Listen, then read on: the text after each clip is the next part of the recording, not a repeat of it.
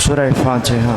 بسم اللہ الرحمن الرحیم، الحمدللہ رب العالمین، الرحمن الرحیم، مالک یوم الدین، ایاک نعبد و ایاک نستعین، اہدنا الصراط المستقیم، صراط الذین انعمت علیہم غیر المغضوب علیہم ولا الضالین۔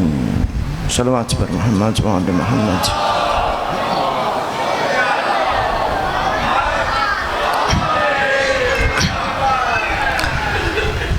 اعوذ باللہ من الشیطان الرجیم،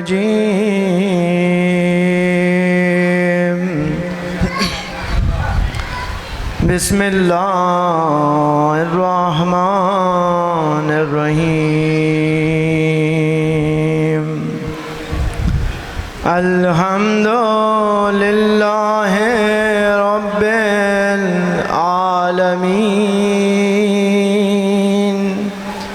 الصلاة والسلام علی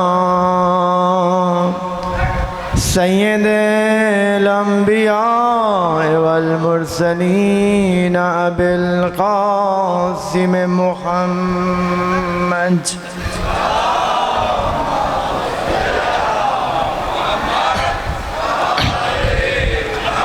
وعلى آلہ الطیبین الطاہرین المعصومین، سیما الحسین المظلوم، الحسین المظلوم المقتول، المجروح المذبوح من القفا،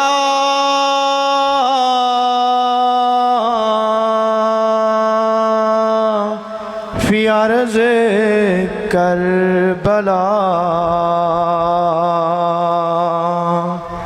فی یوم عاشوراء،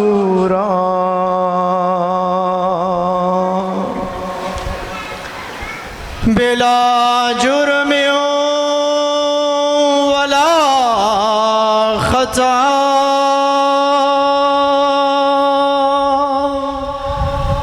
الذی غسلہ دم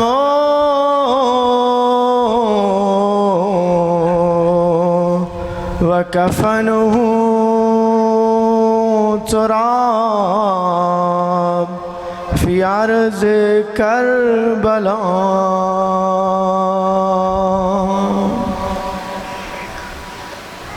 یا لیتنا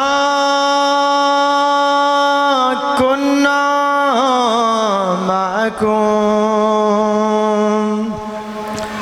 فنفوز فوزا عظیما، اما بعد فقد قال اللہ سبحانہ وتعالی فی قرآنہ المجید والفرقان الحمید، وجعلنا منہم ائمة یہدون بامرنا لما صبروا وَكَانُوا بِآيَاتِنَا يُوقِنُونَ۔ صلوات پر محمد و آلہ۔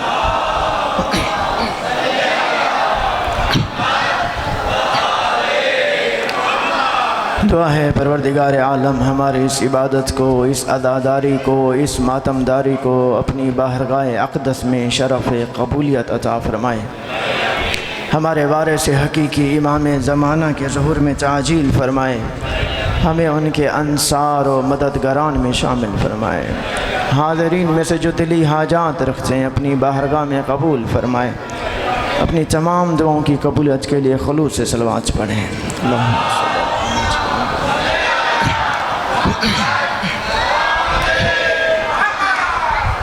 حضران گرامی، میں نے آپ کے سامنے سورہ سجدہ کی آیت نمبر 24 کی تلاوت کا شرف حاصل کیا۔ اس میں پروردگار متعال ارشاد فرما رہا ہے وَجَعَلْنَا مِنْهُمْ أَئِمَّةً يَهْدُونَ بِأَمْرِنَا، ہم نے انہیں امام قرار دیا، یہدون بِأَمْرِنَا، وہ ہمارے حکم سے ہدایت کرتے ہیں۔ لما صبروا، ان کی صفات یہ ہیں، ایک صفت یہ ہے کہ یہ بہت صبر کرتے ہیں، اور دوسری صفت وَقَانُوا بِآيَاتِنَا يُوقِنُونَ، یہ ہماری آیات پر یقین رکھتے ہیں۔ آپ کی توجہ کا طالب ہوں، اس آیت کے توسط سے جو گفتگو کرنا چاہتا ہوں وہ دراصل اس عشرہ میں ہمارا موضوع ہے معرفت امام زمان۔ ہمیں اپنے امام کو پہچاننے کی ضرورت ہے، شناخت کی ضرورت ہے، جاننے کی ضرورت ہے۔ دیکھیں، اگر آپ اسی ایک آیت میں دیکھیں وَجَعَلْنَا مِنْهُمْ أَئِمَّةً، توجہ ہے، ہم نے قرار دیا، اس جعلنا ہم نے قرار دیا، اس پہ بھی گفتگو کرنے کی ضرورت ہے۔ منہم، ان میں سے، یعنی امت میں سے، اس پہ بھی گفتگو کرنے کی ضرورت ہے۔ آئمہ، امام قرار دیے، امام پہ گفتگو کرنے کی ضرورت ہے۔ یہدون بامرنا، ہمارے حکم سے ہدایت کرتے ہیں، اس ہدایت پہ گفتگو کرنے کی ضرورت ہے۔ لما صبروا، یہ بہت بڑے صابر ہیں، صبر پہ گفتگو کرنے کی ضرورت ہے۔ وقانوا بآیاتنا یوقنون، کہ ہماری نشانیوں پہ یقین رکھتے ہیں، اس پہ بھی گفتگو کرنے کی ضرورت ہے۔ یعنی آپ دیکھیں، ایک آیت ہے اور کتنا گفتگو کرنے کی ضرورت ہے۔ یہ ایک آیت ہے، جب پورا قرآن ہوگا تو کتنی گفتگو ہوگی، توجہ ہے۔ یہ ایک آیت ہے، اتنا گفتگو کرنے کی ضرورت ہے، لفظ لفظ پہ، حرف حرف پہ گفتگو کرنے کی ضرورت ہے۔ جب پورا قرآن ہو تو کتنا ضرورت ہوگی گفتگو کرنے کی۔ تو اسی لیے میرے مولا ارشاد فرماتے ہیں بہت سے پڑھے لکھوں کو، توجہ کیجئے گا، بہت سے پڑھے لکھوں کو دین سے ناآشنائی گمراہ کر دیتی ہے۔ میں نوجوانوں کو دیکھتا ہوں، علم نہیں ہے، شعور نہیں ہے، ایک دن بھی انہیں قرآن کھول کے نہیں دیکھا اور فتوے دے رہے ہیں۔ یہ کل میں بھی تھوڑی سی بیان کی کہ مثلا منہم، یہ ہم سے ہے تو یہ رسول ہم جیسا ہے، مگر آپ نے پورا قرآن پڑھ لیا، پوری تاریخ پڑھ لیا، آپ کو کتنا علم ہے؟ تو یہ گفتگو جو امام کے بارے میں ہے، مقصد امام کیا ہے، معرفت امام کیا ہے، وہ پروردگار اتنا عظیم گوہر ہمیں کیوں دینا چاہتا ہے؟ توجہ ہے، وہ کتنا عظیم ہے، وہ امام کتنا عظیم ہے۔ اللہ کے بعد جو ہے وہ امام ہے، توجہ کیجئے گا، اللہ کے بعد جو ہے وہ امام ہے۔ امام بشر لاہوتی ہے، کل میں نے بیان کیا، بہت ساری جہاد میں ہم جیسا نہیں ہے، لیکن کچھ جہاد میں جو کل میں نے بیان کی ہم جیسا ہے، تاکہ ہمارے لیے وسیلہ ہدایت ہو، ہمارے لیے اسوہ حسنہ ہو۔ توجہ ہے آپ کی؟ صلوات پڑھیں بر محمد و آل محمد۔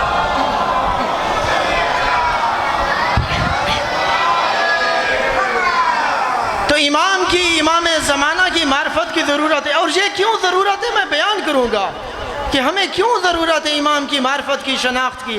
ارشاد فرماتے ہیں کلما غاب عنکم نجم طلع نجم، جب بھی ایک امام غائب ہوتا ہے تو ایک دوسرا امام طلوع کرتا ہے۔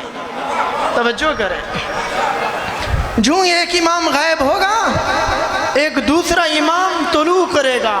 اسی لیے قرآن پاک ارشاد فرماتا ہے بقیت اللہ خیر لکم ان کنتم مؤمنین، اللہ کی حجت تمہارے لیے ہر کسی سے بہترین ہے اگر تم مومن ہو، اگر تم یقین رکھتے ہو۔ میں بیان کروں گا اس پہ۔ ایک دفعہ مولا امیر علیہ السلام امام علی ابن ابی طالب، خلوص سے صلوات پڑھ لیں۔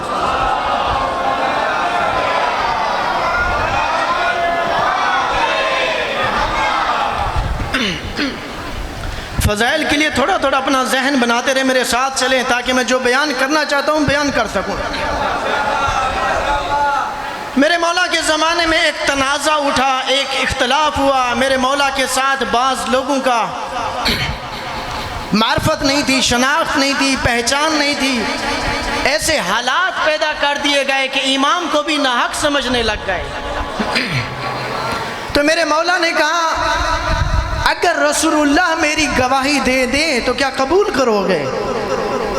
اگر رسول اللہ، اللہ کا رسول میری گواہی دے دے کہ میں حق پر ہوں تو کیا قبول کرو گے؟ تو حیران ہو گئے، پریشان ہو گئے، کہنے لگے رسول اللہ کیسے گواہی دیں گے، وہ تو اس دنیا سے جا چکے۔ توجہ میرے ساتھ رہیں، مجھے اپنی موجودگی کا احساس دلائیں تاکہ میں جو معراج کرانا چاہتا ہوں وہ کرا سکوں۔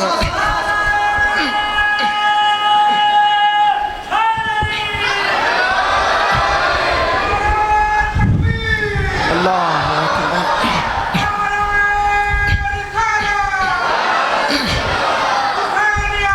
زندہ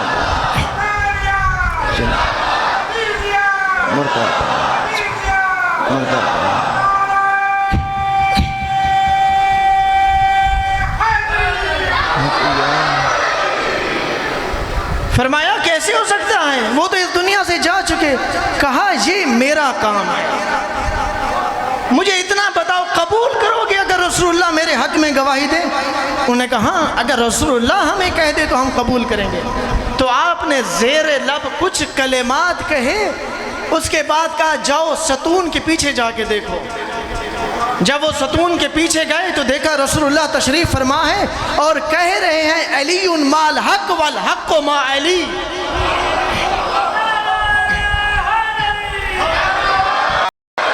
علی پہ اعتراض نہ کرو، علی حق کے ساتھ ہے، حق علی کے ساتھ ہے۔ مختصر کر رہا ہوں، میں نے بہت آگے جانا ہے۔ اسی طرح ایک اعتراض ہوا میرے مولا امام حسن مجتبیٰ کے دور میں، اختلاف کیا کہ آپ کے بابا بہت اچھے تھے، انہوں نے ہمیشہ جنگیں لڑیں، آپ کس بنا پر صلح کر رہے ہیں؟ امام نے انہیں فلسفہ بتایا، مقصد بتایا، حکمت بتائی کہ آج کا ماحول ایسا ہے، صلح اس وجہ سے کر رہا ہوں۔ انہوں نے کہا نہیں۔ تو امام نے کچھ کو کہا اگر میرے بابا گواہی دے دیں تو کیا قبول کرو گے؟ تو پھر وہی آپ کے بابا تو شہید ہو چکے، تو کہا نہیں یہ میرا کام ہے، کیا قبول کرو گے؟ کہاں قبول کریں گے۔ پھر میرے مولا امام حسن مجتبیٰ نے زیر لب کچھ الفاظ کہے۔ امیر المومنین علی ابن ابی طالب تشریف فرما تھے، کہا دیکھو میرا بیٹا حسن مجتبیٰ حق پر ہے۔ اس کے بعد میرے امام نے کہا سن لو، لیسا منا من مات لیسا منا، جو ہم میں سے مر جائے اسے مردہ نہ سمجھنا۔ توجہ، من مات منا لیسا بمیت، جو ہم سے مر جائے اسے مردہ نہ سمجھنا۔ تو کہنا یہ چاہ رہے ہیں بے شک ابھی میرا بیٹا حسن مجتبیٰ حجت ہے، لیکن ہماری ولایت آج بھی قائم ہے۔ توجہ، ہماری ولایت آج بھی قائم ہے۔ تو آواز دیتا ہے بقیت اللہ خیر لکم ان کنتم مؤمنین۔ آج کی حجت ابن الحسن العسکری ہیں، وہ تمہارے لیے حجت ہیں، وہ تمہارے سامنے موجود ہیں، حی ہیں، حاضر ہیں۔ میں نے پچھلے سال گفتگو کی تھی، وہ غیب نہیں ہیں، وہ ناآشنا ہیں۔ توجہ کیجئے گا، غیب نہیں ہے، وہ ناآشنا ہیں۔ جیسے حضرت یوسف، قرآن ارشاد فرماتا ہے فَعَرَفَهُمْ وَهُمْ لَهُ مُنْكِرُونَ۔ حضرت یوسف اپنے بھائیوں کے درمیان موجود تھے، وہ ان کے ساتھ معاملہ طے کرتے تھے، ان سے گندم لے کے جاتے تھے، لیکن ناآشنا تھے، شناخت نہیں تھی۔ ہمارا امام ہمارے درمیان موجود ہے، کسی غار میں نہیں ہے، اسی لیے آواز دیتے ہیں یمشی فی اسواقہم ویدع فروشہم۔ ہمارے امام گلی کوچوں میں موجود ہوتے ہیں اور ہماری قالینوں پہ قدم رکھتے ہیں، لیکن ہم پہچانتے نہیں۔ کیوں نہیں پہچانتے؟ کیونکہ معرفت نہیں ہے، کیونکہ صلاحیت نہیں ہے، کیونکہ ظرفیت نہیں ہے، وگرنہ جن میں طاقت ہے وہ ملاقات کرتے ہیں، وہ ہدایت لیتے ہیں۔ ہم میں صلاحیت نہیں ہے، توجہ کریں۔ تو ہمارا امام ہمارے درمیان موجود ہے تو آواز دیتے ہیں بی یدفع اللہ البلا۔ میرے امام ارشاد فرماتے ہیں میرے وسیلے سے پروردگار بلائیں دور کرتا ہے۔ توجہ کریں، میرے وسیلے سے پروردگار بلائیں دور کرتا ہے۔ نہیں، یہ ترجمہ غلط ہے، توجہ میری طرف توجہ کریں۔ میں نے کہا بی یدفع اللہ البلا، میرے وسیلے سے پروردگار بلائیں دور کرتا ہے، یہ ترجمہ غلط ہے۔ نہیں، صرف میرے ذریعے سے پروردگار بلائیں دور کرتا ہے، صرف، توجہ کریں، صرف میرے ذریعے سے پروردگار بلائیں دور کرتا ہے۔ یہ کیا ہے عظمت ہے، کیا مقام ہے۔ یہ ہم میں کوتاہی ہے، یہ ہم میں کمی ہے۔ ہم نے بنی اسرائیل کی طرح دعویٰ کیا ہے جب تک دیکھیں گے نہیں ایمان نہیں لے آئیں گے۔ ہم بھی آج یہی کہہ رہے ہیں جب تک دیکھیں گے نہیں ایمان نہیں لے آئیں گے۔ ہمارا بھی وہی دعویٰ ہے، وگرنہ وہ موجود ہے۔ تو ان کی عظمت کیسے سمجھیں گے؟ وقت کے امام کی عظمت جو 1400 سال پہلے 70,000 ممبروں پہ سازش چلی، آج بھی اس کے اثرات موجود ہیں۔ توجہ میری طرف رکھیں، ابھی تو میں اپنے موضوع پہ آیا نہیں ہوں اور آپ کو پریشان دیکھ رہا ہوں، توجہ کریں۔ 1400 سال پہلے 70,000 ممبروں پہ جو سازش چلی، آج تک اس کے اثرات موجود ہیں۔ لیکن امام کی عظمت کیا ہے، مقام کیا ہے، منزلت کیا ہے، قرآن سے پوچھتے ہیں۔ توجہ ہے میرے ساتھ؟ صلوات پڑھیں بر محمد و آل محمد۔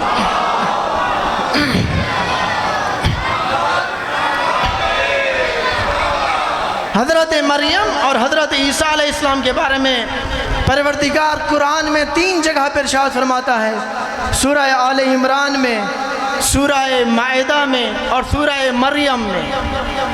پہلے فرزند مریم کو سمجھ لیں، پھر شاید ہم فرزندہ زہرا کو سمجھ سکیں۔ توجہ کیجئے گا، پہلے فرزند مریم کو سمجھ لیں، جناب عیسیٰ ابن مریم کو سمجھ لیں۔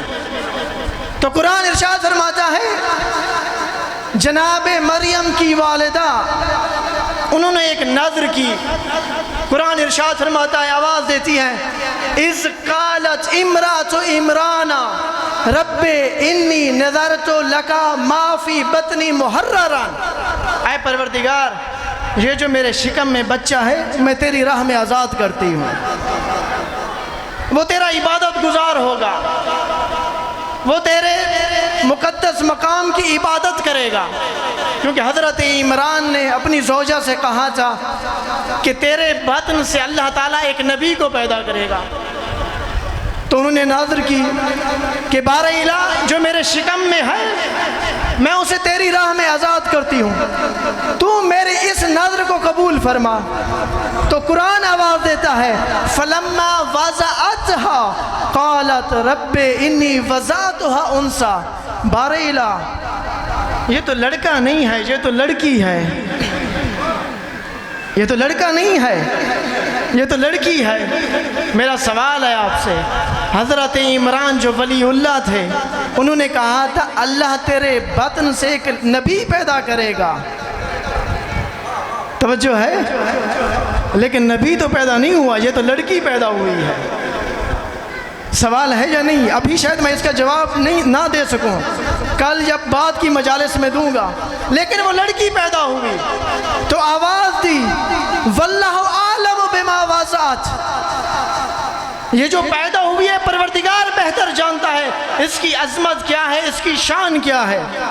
لیکن لڑکی کو نامحرموں میں کیسے بھیجوں؟ مسجد میں نامحرم موجود ہے، نامحرموں میں اس لڑکی کو کیسے بھیجوں؟ لیکن پروردگار نے کہا میں نے تیری اس نذر کو قبول کیا، فتقبل ربها بقبول حسن۔ پروردگار نے اس نذر کو قبول کیا، صرف قبول نہیں کیا، ایسے قبول کیا جیسے قبول کرنے کا حق ہے۔ توجہ کیجئے، یہ میں بیان کروں گا وہ قبول کرنا کیا ہے۔ فَتَقَبَّلَهَا رَبُّهَا بِقَبُولٍ حَسَنٍ وَأَنبَتَهَا نَبَاتًا حَسَنًا، اور جناب مریم کو اگایا، توجہ الفاظ کی طرف توجہ، اور جناب مریم کو اگایا، ایسے اگایا جیسے اگانے کا حق ہے۔ انبتہا نباتاً حسناً، یہ پروردگار نے اگانے سے کیوں تشبیہ دی؟ قرآن ہے، قرآن میں حکمت ہے۔ قبول کیا جیسے قبول کرنے کا حق ہے، اگایا جیسے اگانے کا حق ہے۔ دیکھیں پروردگار نے تشبیہ دی اگانے سے، ایک شخص بیج بوتا ہے، ایک گٹھلی اگاتا ہے۔ پروردگار کہنا یہ چاہتا ہے جب تم بیج بوتے ہو، بو کے چھوڑ نہیں دیتے، اس کی حفاظت کرتے ہو۔ توجہ میرے ساتھ ہیں آپ لوگ؟ جب تم کوئی چیز بوتے ہو، بو کے چھوڑ نہیں دیتے، اس کی حفاظت بھی کرتے ہو، کیڑے مکوڑوں سے محفوظ رکھتے ہو، حشرات سے محفوظ رکھتے ہو، آندھیوں سے محفوظ رکھتے ہو، بارش سے محفوظ رکھتے ہو، نہیں پتا کن کن چیزوں سے محفوظ رکھتے ہو، ہر وقت اس کا خیال رکھتے ہو۔ اور ایک وقت آتا ہے کہ ہریالی ابھری ہوتی ہے تو کہنے والے کہتے ہیں کہ یہ تیری محنت ہے جس کا تجھے آج صلہ ملا ہے۔ توجہ توجہ، تو پروردگار نے کہا میں نے بھی مریم کی حفاظت کا ذمہ لیا ہے، اور کیسا ذمہ لیا کہ ہر وقت حفاظت کی، ہر وقت حفاظت کی۔ کیوں؟ کیونکہ مریم کے بطن سے ایک ایسی حجت آنے والی ہے جس کے لیے مریم کی عظمت کا ہونا ضروری ہے۔ توجہ، میں نے کل گفتگو کی تھی، یہ جو آئمہ کی والدہ ہوتی ہیں، اماموں کی مائیں ہوتی ہیں، یہ عام خواتین نہیں ہوتی، ان پہ شاید گفتگو کروں گا بعد میں، یہ بات چھوڑ کے جا رہا ہوں۔ لیکن مریم کے بدن سے جو حجت پیدا ہونی ہے، میں نے اس کی ہر لمحہ حفاظت کی ہے۔ ایک مریم کے بارے میں کہا یا مریم ان اللہ اصطفاکی وطہرکی واصطفاکی علی نساء العالمین، اے مریم میں نے تجھے اتنی عظمت دی، اتنی عظمت دی کہ تجھے طاہر و مطہر بنا دیا تمام دنیا کی خواتین پر، کہ وہ 4 خواتین میں سے ایک ہیں۔ کیوں؟ کیونکہ ان کے بطن سے وہ حجت آنے والی ہے جس کے لیے طاہر و مطہر والدہ کا ہونا ضروری تھا۔ اب وہ کون سی حجت آنے والی ہے؟ یہ تھوڑے تھوڑے ذہن بنائے، ابھی مقدمہ ہے، میں نے فرزند زہرا تک پہنچنا ہے، شاید میں بیان کر سکوں۔ صلوات پڑھیں بر محمد و آل محمد۔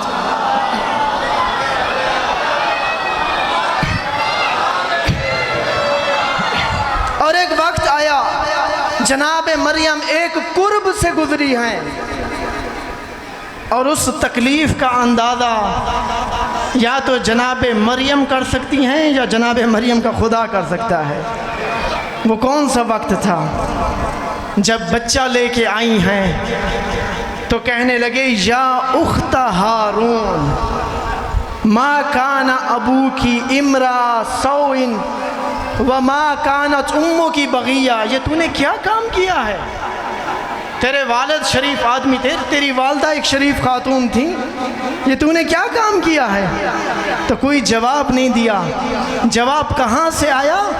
جواب گود سے آیا، جب آواز دی قال انی عبداللہ، خاموش ہو جاؤ، میں اللہ کا عبد ہوں، میں اللہ کا بندہ ہوں، اتانی الکتاب، عام بندہ نہیں ہوں، کتاب لے کے آیا ہوں۔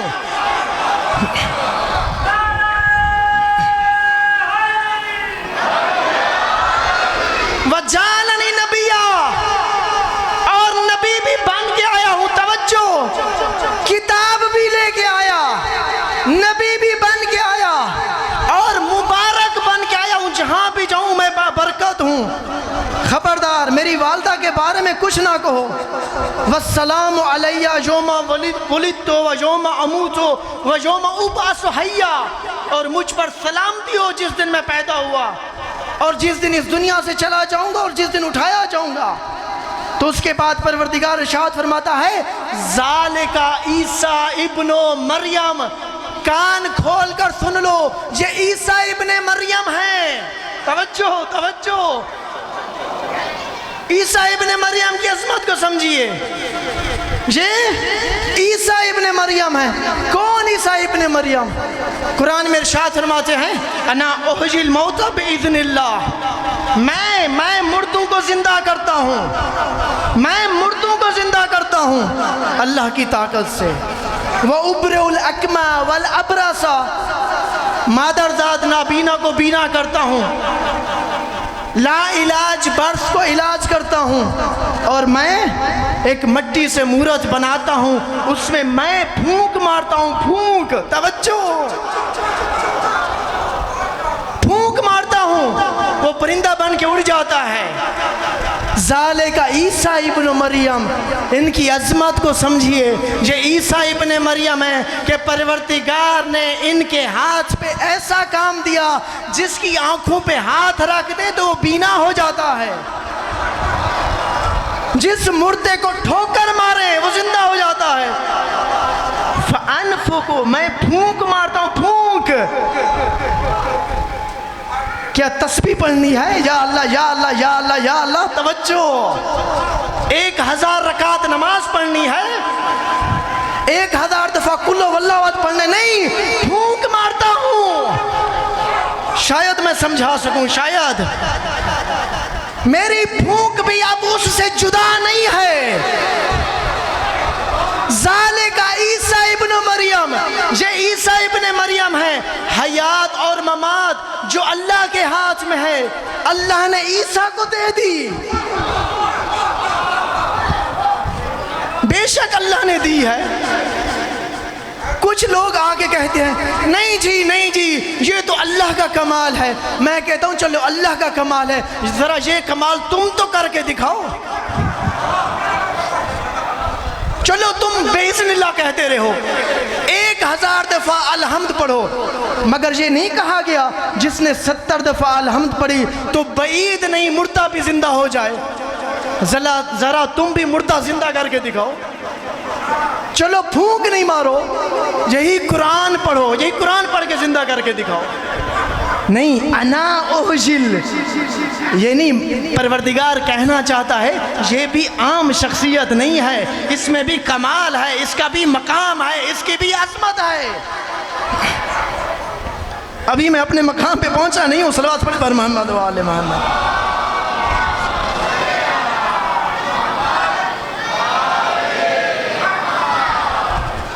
پریشان نہیں ہوں، میں نے ابھی ختم نہیں کیا، گرمی کی وجہ سے اتارا ہے۔ صلوات پڑھیں بر محمد و آل محمد۔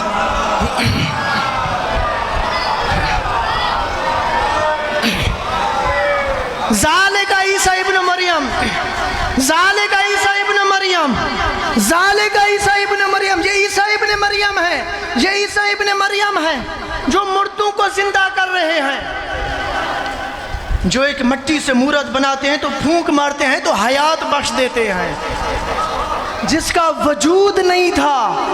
چلو مردے کا تو وجود تھا نا، پرندے کا تو کوئی وجود ہی نہیں تھا، شاید کوئی سمجھ پائے۔ پرندے کا تو کوئی کائنات میں وجود ہی نہیں تھا، تو اس میں بھی روح پھونک دی، روح پھونک دی۔ ذالک عیسیٰ ابن مریم، قرآن کہہ رہا ہے یہ عیسیٰ ابن مریم ہے۔ ذرا اپنی کتابیں تو کھولو، کتاب کا نام میں بتاتا ہوں، اقد الدرا میں تمہاری کتابوں میں روایت موجود ہے، آخری زمانہ ہوگا، 4تھے آسمان سے حضرت عیسیٰ اتر کے آئیں گے، بیت المقدس میں سرزمین فلسطین میں صبح کی وقت کا نماز ہوگا، روز جمعہ ہوگا، حضرت عیسیٰ آئیں گے، اذان کا وقت ہوگا، جب حضرت عیسیٰ تشریف لائیں گے تو امام مہدی تشریف لے کے آئیں گے۔ میرے امام کی عظمت پہ صلوات پڑھیں اللہ۔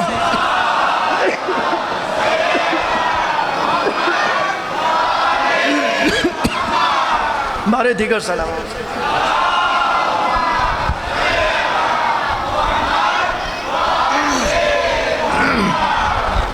جمعے کا روز ہوگا، حضرت عیسیٰ نے سبز عمامہ پہنا ہوگا، سرخ لباس ہوگا، اذان کا وقت ہے، پہلے جناب عیسیٰ علیہ السلام تشریف لاتے ہیں، اس کے بعد میرا مولا امام مہدی تشریف لائیں گے، صبح کی نماز کا وقت ہے، جب نماز کا وقت ہوا امام مہدی پہلے کہیں گے، توجہ، امام مہدی پہلے کہیں گے یا روح اللہ تقدم، اے روح اللہ آگے بڑھیے اور نماز کی امامت کرائیے. توجہ فرما رہے ہیں، یا روح اللہ تقدم، اے عیسیٰ ابن مریم، ذالک عیسیٰ ابن مریم جن کے ہاتھ پہ حیات اور ممات ہے، اے عیسیٰ ابن مریم تقدم، آگے بڑھیے، نماز کی امامت کرائیے. تو حضرت عیسیٰ یہ نہیں کہیں گے نہیں آپ کرائیے. توجہ، جب دو امام آ جائیں ہمارے معاشرے میں تو ہم عزت اور احترام میں ایک امام کہتا ہے آپ پڑھائیں، دوسرا کہتا ہے نہیں آپ پڑھائیں. آپ نے دیکھا ہوگا تو میرا امام کہے گا یا روح اللہ تقدم، اے روح اللہ آئیں آگے آئیں نماز کی امامت کرائیں. تو میرا امام مہدی یہ نہیں کہے، حضرت عیسیٰ یہ نہیں کہیں گے کہ نہیں آپ امامت کریں، نہیں، بلکہ کہیں گے یا امام انتم اہل بیت النبوہ لا تقدم منکم احد، آپ وہ گھرانہ ہے کہ آپ سے آگے کوئی بھی مقدم نہیں ہو سکتا.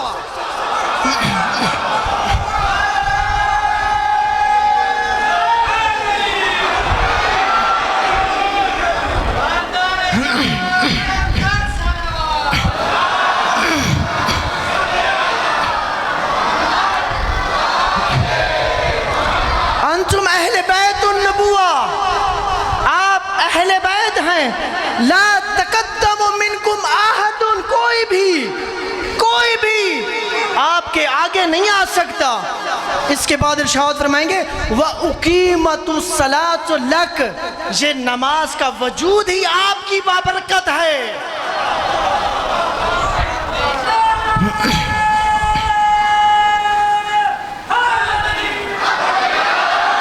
یہ نماز کا وجود ہی آپ کی برکت سے ہے. ذالک عیسیٰ ابن مریم، وہ عیسیٰ ابن مریم تھے، پیچھے وہ ہے جس کے ہاتھ میں حیات و ممات ہے. اب مجھ سے میرے مولا کی عظمت نہ پوچھنا کہ حضرت عیسیٰ جن کے پیچھے نماز پڑھے ان کی عظمت مجھ سے نہ پوچھنا. یہ تو 1400 سال کی وہ خباثت آج تک ذہنوں میں موجود ہے، آج تک. کچھ لوگ کہتے ہیں آپ غلوب کرتے ہیں، میں مانتا ہوں، لیکن میں بیان کروں گا، وقت نہیں ابھی، قرآن سے بیان کروں گا. غالی کہتے کسے ہے؟ قرآن سے بات کرتے ہیں. قرآن سے ہٹ کے کیوں کہتے ہو؟ کہانیاں کیوں سناتے ہو؟ قرآن سے بات کریں گے. غالی بتاؤں گا، میں مانتا ہوں جو غلوب کرے وہ جہنمی ہے، وہ گمراہ ہے، میں مانتا ہوں. لیکن آج یہ بھی سن لو، امام فرماتے ہیں وَالْمُقَصِّرُ فِي حَقِّكُمْ زَاہِقٌ، جو ہماری شان گھٹائے وہ بھی جہنمی ہے.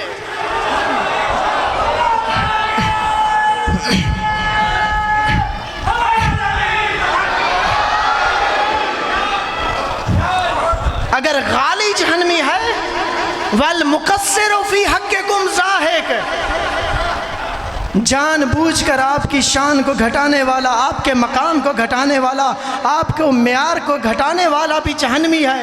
اسی لیے میرے مولا ارشاد فرماتے ہیں انزلنی الدہر ثم انزلنی الدہر. توجہ کریں، اگر آپ توجہ کریں گے تو شاید میں پڑھ لوں گا، نہیں تو ختم کر دوں گا. انزلنی الدہر، زمانے نے میری عظمت کو کم کیا یہاں تک کہ مجھے پہلے کے مقابلے میں لے آئے. پہلے کے خود سمجھ جائیں، میں نام ہی نہیں لینا چاہتا. اتنا کم کیا میری عظمت کو، پہلے کے مقابلے میں لے آئے. ثم انزلنی، اتنا کم کیا دوسرے کے مقابلے میں لے آئے. ثم انزلنی، اتنا کم کیا تیسرے کے مقابلے میں لے آئے. حتیٰ یقال علی و معاویہ، حتیٰ کہ یہ کہنے لگے علی اچھا ہے یا معاویہ اچھا ہے. حتیٰ یہ کہنے لگے. پھر ارشاد فرماتے ہیں ینحدر عنی السیل، مگر تم میری عظمت کیا جانو، میں وہ ہوں جس کے وجود سے علم و حکمت کے چشمے پھوٹتے ہیں. ولا یرکا عن الطیر، اور کسی میں طاقت پرواز نہیں کہ میری کمال کی بلندیوں تک پہنچ سکے.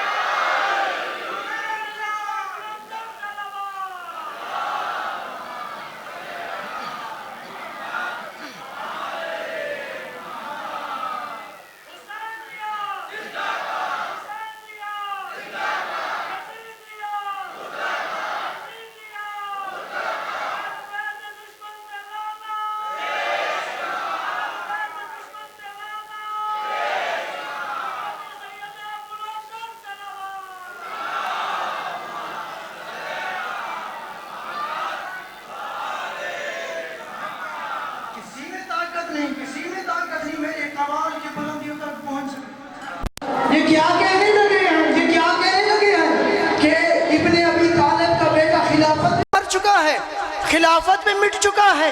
ان کو کیا معلوم؟ کیا تم لوگوں نے نہیں سنا تھا جب میرا رسول معراج پہ گیا تھا؟ مجھے اس خلافت سے کیا لینا دینا؟ میں اسے ٹھوک کر مارتا ہوں. میری عظمت نہیں جانتے ہو؟ جب تمہارا رسول معراج پہ پہنچا, چوتھے آسمان پہ پہنچا, تو جبرائیل پیغام لے کے آیا. کہنے لگا پروردگار کہہ رہا اے رسول ان نبیوں سے پوچھ کہ ان کو نبوت اور رسالت کیسے ملی.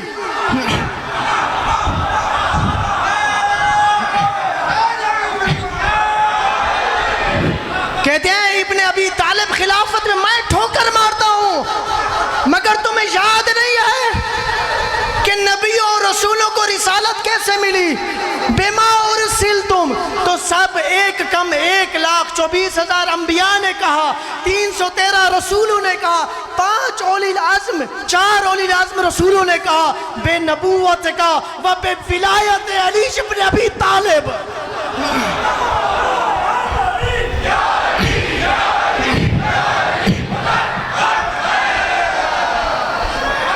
ہماری ولایت سے رسولوں کو رسالت ملی ہے, نبیوں کو نبوت ملی ہے. ہم نے تسبیح کی تو ملائکہ نے تسبیح کرنا سیکھا. بنا فتح اللہ و بنا یختم, ہمارے وسیلے سے پروردگار نے اس کائنات کا افتتاح کیا اور ہمارے وسیلے سے اختتام کرے گا. من اراد اللہ بادئ بکم, جو بھی اللہ تک پہنچنا چاہتا ہے اگر ہمیں چھوڑ کے جاتا ہے وہ توحید نہیں ہے, وہ شرک ہے. یا علی کے بغیر یا اللہ کہنا شرک ہے, شرک ہے, شرک ہے.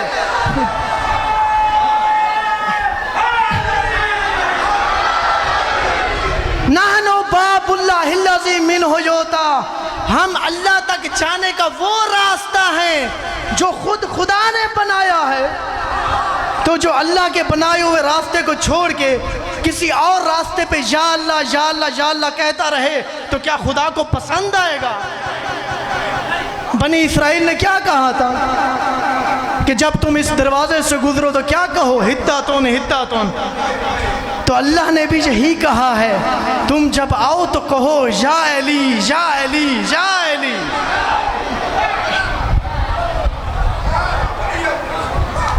ابھی گفتگو بہت ہے, آپ کی زحمتوں کو تمام کرتا ہوں. میں نے گفتگو کرنی ہے انشاءاللہ امام کی عظمت پہ. کوتاہی ہم سے ہے نہیں, اللہ تک نہیں پہنچ سکتے. اس کی عظمت اتنی زیادہ ہے, اس کا مقام اتنا بلند ہے کہ ہم نہیں پہنچ سکتے, نہیں پہنچ سکتے, نہیں پہنچ سکتے. یہ خاک انسان اسفل سافلین کیسے پہنچ سکتا ہے؟ لا محدود تک کوئی محدود کا کوئی کنیکشن تو ہو. یہ کس بے وقوف نے تمہیں سمجھایا ہے کہ لا محدود تک محدود پہنچ جائے گا؟ ذرا قربتاً اللہ کا معنی کیا ہے؟ میں تمام کر رہا ہوں, بیان کروں گا, یہ ایک اور گفتگو شروع ہو جائے گی. اسی لیے متوجہ کرانے کے لیے جب دنیا نہیں سمجھی تو متوجہ کرانے کے لیے اپنے خون کا نذرانہ دیا. امام کا معنی ہے ایصال الطریق. میں نے پچھلے سال کہا تھا نبی رسول راستہ بتاتا ہے، امام ایصال الطریق. امام اس سے کہتے ہیں جو ہاتھ پکڑ کے ساتھ لے جاتا ہے. امام نے اپنا خون دے کے دراصل ہمارا ہاتھ پکڑا ہے. یہ دراصل امام کا ہاتھ پکڑنا ہے، مگر حر کا ہاتھ نہیں پکڑا. رحمتوں کو تمام کر رہا ہوں. یہ بہت کریم گھرانہ ہے، بہت کریم گھرانہ ہے، بہت کریم گھرانہ ہے. ارشاد فرماتے ہیں اگر تمہاری کوئی دعا قبول نہ ہو رہی ہو 3 دفعہ کہو بے کا یا فاطمہ، بے کا یا فاطمہ، بے کا یا فاطمہ، تو پروردگار کو بھی شرم آتی ہے اس کی دعا قبول نہ کرے. بی فاطمہ تو زہرا کی کتنی عظمت ہے. میں بیان کروں گا ائمہ کی جو والدہ ہیں ان کی کتنی عظمت ہے. مختصر کر رہا ہوں، وقت نہیں ہے. ایک دفعہ حر نے لجام فرس پہ ہاتھ ڈالا کہ میں آپ کو نہیں جانے دوں گا. امام نے کہا ساکلت کا امک یا حر، اے حر تیری ماں تیرے غم میں بیٹھے، تجھے معلوم بھی ہے تو کیا کر رہا ہے. جو ہی حر نے یہ سنا گردن کو جھکا لیا، کچھ دیر سوچتا رہا، پھر کہتا ہے اے امام اگر عرب میں کسی اور نے مجھے یہ کہا ہوتا میں اس کو وہی جواب دیتا جو کہا ہے آپ نے، لیکن میں کیا کہوں آپ کی ماں زہرا ہے. اجرکم اللہ، اجرکم اللہ. یہ ادب ہے، یہ لحاظ ہے، یہ احترام ہے جس نے حر کو، حر جہنمی کو جنتی بنایا ہے، بہشت بری تک پہنچایا ہے. یہ احترام، یہ ادب. وگرنہ حر کہاں کھڑا تھا، اس ادب نے حر کو کہاں پہنچا دیا. اسی لیے جب امام نے مہلت مانگی ہے دراصل حر کے لیے مہلت مانگی ہے کہ آج رات ہمارا مہمان آنے والا ہے. تو ایک لمحہ ایسا تھا جناب حر کا چہرہ زرد ہے، ہاتھ پاؤں کانپ رہے ہیں. ایک شخص نے دیکھا، کہا اے حر اگر کوفہ میں مجھ سے کوئی پوچھتا کہ سب سے زیادہ بہادر کون ہے تو میں تیرا نام لیتا. ایک چھوٹے سے گروہ کے سامنے تو کانپ رہا ہے. کہتے ہیں نہیں، میں جنت اور جہنم کو اپنے سامنے دیکھ رہا ہوں. تو چل پڑا امام کی طرف. ایک روایت میں اکیلا نہیں تھا، اس کا غلام بھی اس کے ساتھ تھا، بھائی بھی اس کے ساتھ تھا، بیٹا بھی اس کے ساتھ تھا. اور عرب کا دستور تھا جب جنگ لڑنے جاتے تھے تو شمشیر آگے لے کے جاتے، لیکن جب طالب امان ہوتے تو زرہ کو اپنے سامنے لے کے جاتے. تو جب جناب حر چلے ہیں تو زرہ کو اپنے چہرے کے سامنے لے لیا کہ میں طالب امان ہوں. میں کہوں گا شاید اس وجہ سے بھی زرہ کو سامنے لے لیا کہ اب کیا منہ دکھاؤں گا. اجرکم اللہ، اجرکم اللہ. اور جب پہنچے تو قدموں تک جا کے پہنچے. عزادارو امام تک پہنچنا آسان نہیں تھا. 8 محرم کو فوج اشقیاء سے ایک شخص آیا پیغام لے کے، تو امام کے صحابی ابو سمامہ سیداوی نے نہیں جانے دیا. کہ نہیں، پہلے مجھے اپنی تلاشی دے، شمشیر مجھے دے، اس کے بعد جانے دوں گا. لیکن حر بلا رکاوٹ امام کے قدموں تک پہنچ گئے، کیونکہ امام نے پہلے سے بتا دیا تھا کہ آج رات میرا مہمان آنے والا ہے. اجرکم اللہ، اجرکم اللہ. جب قدموں تک پہنچے تو یہ کتنا کریم ظرف ہے، اس کی شرمساری کو کم کرنے کے لیے کہتے ہیں ذرا سر تو اٹھا، پتہ تو چلے تو کون ہے. تو کہتے ہیں مولا میں وہی ہوں جس نے سب سے پہلے راستہ روکا تھا، میں وہی ہوں جس نے پانی سے خیمے ہٹوائے تھے، میں وہی ہوں جس نے آپ کو جانے نہیں دیا تھا، میں وہی ہوں جو تمام مظالم کا ذمہ دار ہوں. اس کے بعد کہتے ہیں اے امام میں نے اتنے مظالم کیا، کیا میری معافی ہو سکتی ہے؟ اجرکم اللہ، اجرکم اللہ. امام نے بغیر تمہید کے کہا ہم نے بھی تجھے معاف کیا، اللہ بھی معاف کرے گا. اجرکم اللہ، اجرکم اللہ۔ جنگ کا وقت آیا، امام سے اجازت مانگتا ہے۔ امام نے کہا تو ہمارا مہمان ہے۔ کہتا ہے نہیں مولا، مجھے اجازت دیجئے، میں آپ پہ قربان ہونا چاہتا ہوں۔ میدان کربلا کی طرف گئے، خوب لڑے۔ ایک دفعہ ذہن میں خیال آیا، واپس آئے، اپنے بیٹے کو شمشیر دی، زرہ پہنائی، کہا جا تو اب جا کے جہاد کر۔ جب بیٹا گیا ہے، کچھ دیر لڑنے کے بعد آواز دی، بابا میری خبر لیجئے۔ تو جب جناب حور پہنچے ہیں تو کیا دیکھتے ہیں؟ میرے مولا حسین پہلے سے موجود ہیں۔ تو جناب حور نے کہا مولا آپ نے کیوں زحمت کی؟ آپ کیوں آئے؟ ہم آپ کے غلام ہیں۔ تو میرے مولا نے کہا اے حور، کیا کبھی بیٹے کے لاشے پہ کبھی باپ آتا ہے؟ اجرکم اللہ، آپ پہنچ گئے جو میں کہنا چاہتا ہوں۔ کیا کبھی بیٹے کے لاشے پہ کبھی باپ آتا ہے؟ میں کہوں گا حور تو اس وقت آنا جب علی اکبر کا لاشا ہوگا، میرے مولا کہیں گے ہائے علی اکبر میری دنیا اجڑ گئی، میری آنکھوں کا نور ختم ہو گیا۔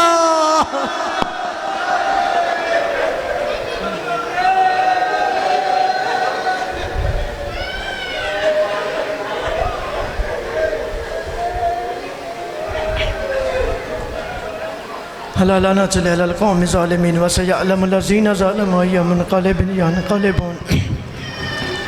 بارے ہمارے اس قلیل سی عبادت کو اپنی بارگاہ میں قبول فرما، ہمارے حال پہ رحم فرما، ہمارے حق میں بہتری فرما، ہمارے وارث حقیقی امام زمانہ کے ظہور میں تعجیل فرما، ہمیں ان کے انصار و مددگران میں شامل فرما۔